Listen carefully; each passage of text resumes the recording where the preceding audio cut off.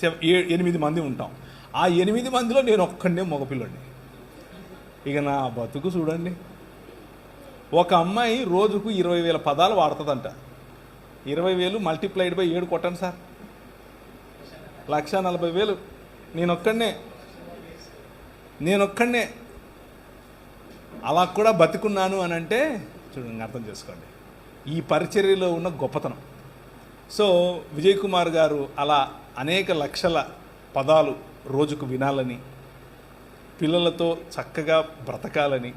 ఇంకో విషయం తెలుసా, కష్టపడి పనిచేసి అంటే నాకు ఒక చిన్న కంపెనీ ఉంది, ఒక చిన్న వ్యాపారం ఉంది. ఆ వ్యాపారంలో ఒక 50 మంది ఎంప్లాయీస్ ఉన్నారు నాకు. ఆ 50 మంది ఎంప్లాయీస్ మధ్యలో నేను పనిచేస్తాను. దాన్ని బిజినెస్ యాజ్ ఎ మిషన్ అని పిలుస్తాం. అంటే వ్యాపారాన్ని పరిచర్యగా చేయటం. అంటే మనకు మామూలుగా రెగ్యులర్గా కనిపించే మోడల్ ఏంటంటే పరిచర్యను వ్యాపారంగా చేయటం. అలా కాకుండా వ్యాపారాన్నే పరిచర్యగా చేయటం. ఈ మోడల్ను నేను ఎంచుకున్నాను.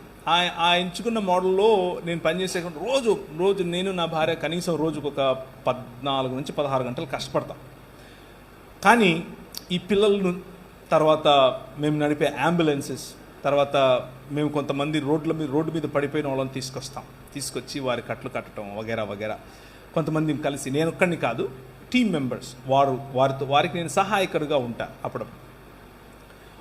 అదంతా చూసినప్పుడు ఏమైతే తెలుసా, రాత్రి అలా కళ్ళు మూసుకుంటే చక్కగా నిద్ర వస్తుంది, బ్రహ్మాండమైన నిద్ర వస్తుంది.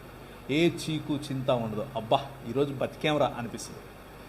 So I congratulate you brother for what you're doing. మీరు చేసే పనికి, మీరు చేసే పరిచర్యకు నేను చాలా సంతోషం వ్యక్తం చేస్తున్నాను. నా పట్ల మీరు చేస్తున్న పరిచర్యలో నన్ను భాగస్వామిని చేసి పిలిచినందుకు నేను సంతోషిస్తున్నాను. అయితే కొద్ది సంవత్సరాల